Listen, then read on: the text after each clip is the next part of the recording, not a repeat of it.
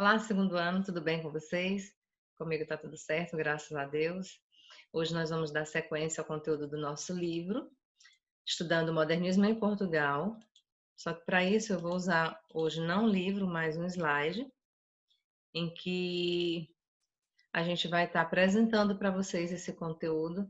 Principalmente, né, esse conteúdo aborda a figura de Fernando Pessoa, que é o principal poeta, o principal escritor. Desculpa aí pelo o celular não está no silencioso. Principal escritor desse momento, tá? Então, em relação ao momento histórico do modernismo em Portugal, a gente pode destacar 4 datas importantes: o ano de 1910, o ano de 1926, o ano de 1933 e 74. O que aconteceu na história de Portugal durante esse período? Em 1910, a gente tem a proclamação da República.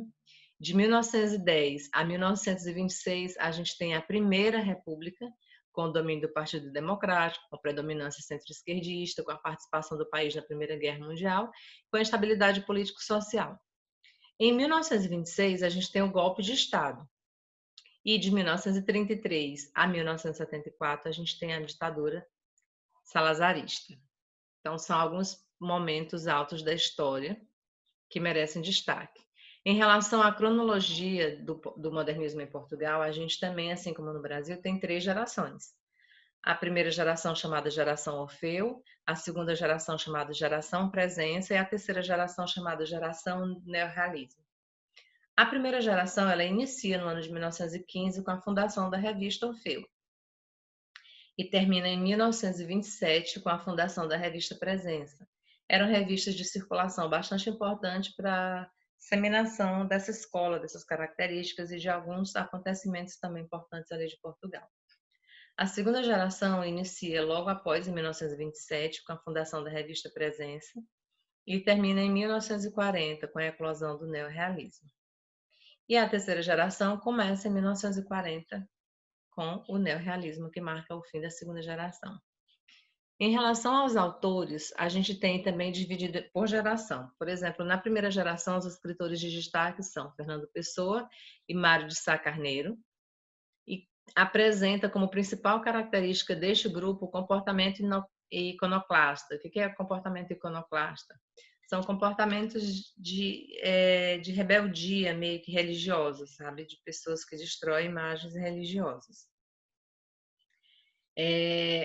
A segunda geração, que é a segunda geração Presença, ela tem como os escritores Branquinhos de Fonseca, José Régio e João Gaspar Simões.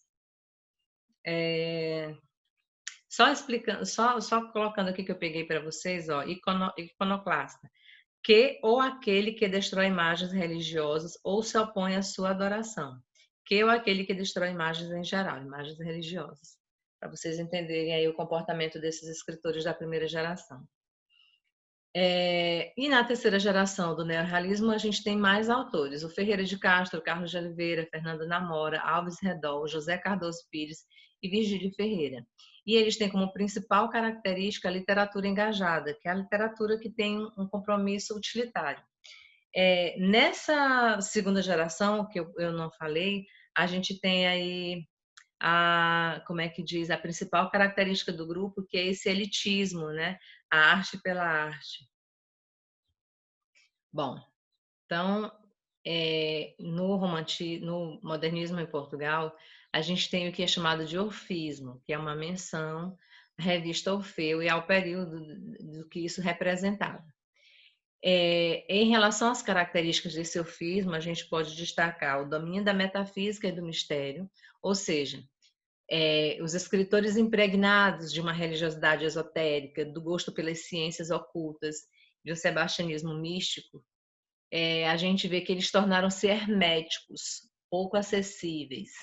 A obra de Fernando Pessoa, por exemplo, é uma das mais significativas já escritas em língua portuguesa. Só foi publicado 10 anos após a sua morte, que se deu em 1935. Em relação às características do orfismo também, a gente tem o desejo de escandalizar o burguês, o desajuste social e cultural, o cosmopolitismo, o elitismo, a incorporação das propostas das vanguardas, a idolatria do poético, do não prático e do não burguês. Vamos pegar aqui, fazer uma pesquisinha rápida sobre o cosmopolitismo. O que vem a ser o cosmopolitismo? É a principal característica, atributo do que é cosmopolita, ou aquele que se porta como um cidadão. O elitismo, como o próprio nome já diz, se refere, né, a essa questão da elite, mas o significado diz sistema social político que privilegia a elite, em detrimento dos demais membros da sociedade. O orfismo constitui o primeiro movimento propriamente moderno. Ele inicia em 1915 com a revista Orfeu, que aglutinou alguns jovens insatisfeitos com a estagnação da cultura portuguesa. De ideias futuristas, não tem como corrigir aqui ideias, porque esse slide está disponível para vocês na internet.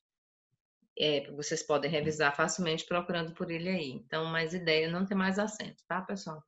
Então, de ideias futuristas, entusiasmados com as novidades trazidas pelas mudanças culturais postas em curso com o século XX, defendiam a integração de Portugal no cenário da modernidade europeia e, para tanto, pregavam o inconformismo e punham a atividade poética acima de tudo.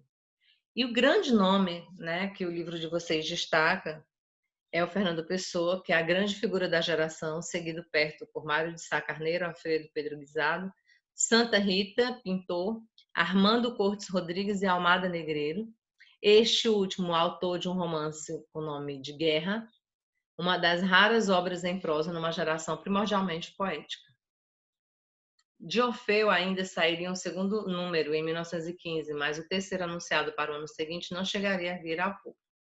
Em relação à biografia de Fernando Pessoa, a gente tem aqui, de uma maneira bem sucinta, alguns destaques. O nome dele, por exemplo, é Fernando Antônio Nogueira Pessoa, nasceu em Lisboa no dia 13 de junho de 1888. Órfão de pai aos 5 anos, ele é levado para Durban, na África, onde faz o curso primário e secundário com excepcional brilho. Em 1905, ele regressa a Portugal e matricula-se na Faculdade de Letras de Lisboa. Assiste às aulas por algum tempo, mas acaba abandonando os bancos escolares para se tornar correspondente comercial em línguas estrangeiras. Em 1912, está como crítico da revista Águia e 3 anos depois lidera o grupo de Orfeu. Extinta a revista, passa a colaborar em outras como Centauro, Antena, Contemporânea e Presença. Em 1934, ele participa do concurso de poesia promovido pelo Secretariado Nacional de Informações de Lisboa e recebe o 2º lugar. O 1º lugar nem ficou famoso como ele, né?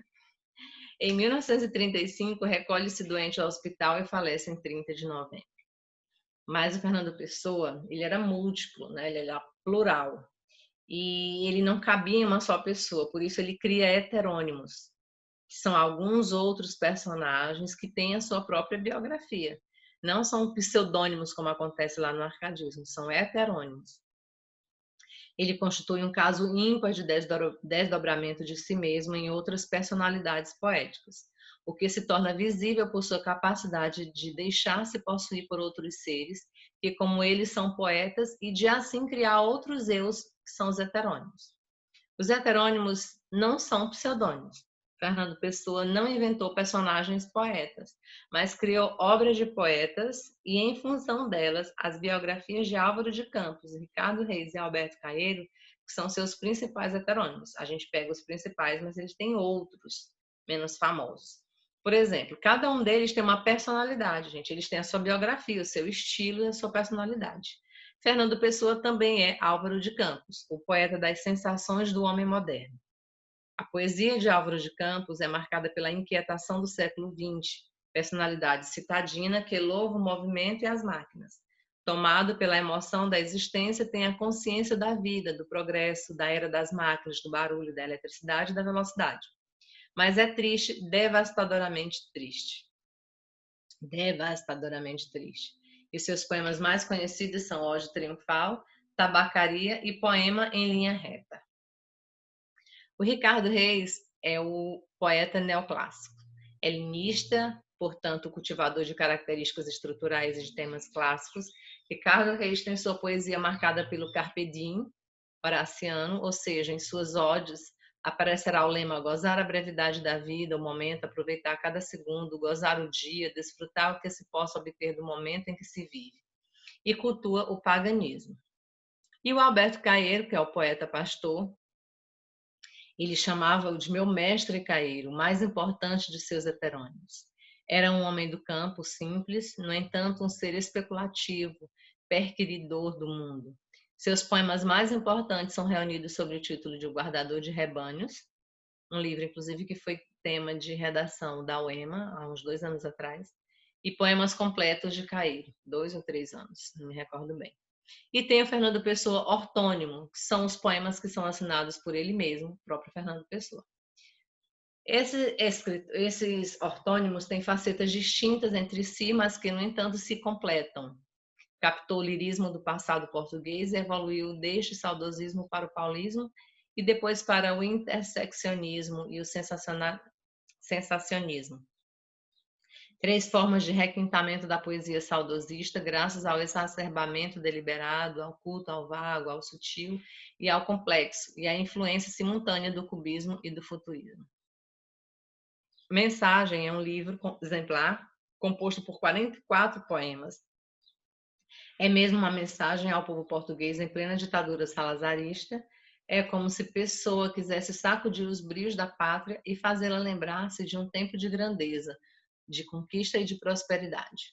O livro Mensagem está dividido em 3 partes. O brasão, onde os heróis são as figuras lendárias de um antigo povo, como Viriato, Conde Dom Henrique, Dom Tarejo, Dom Afonso, etc. Mar Português, que é a época das grandes navegações e conquistas, e o Encoberto. Aqui o assunto é o Quinto Império de Dom Sebastião Bandarra Vieira. E por aqui a gente fica com a imagem de Fernando Pessoa. Na próxima aula vocês vão acompanhar comigo através do livro de vocês, através do material. Um abraço e até a próxima.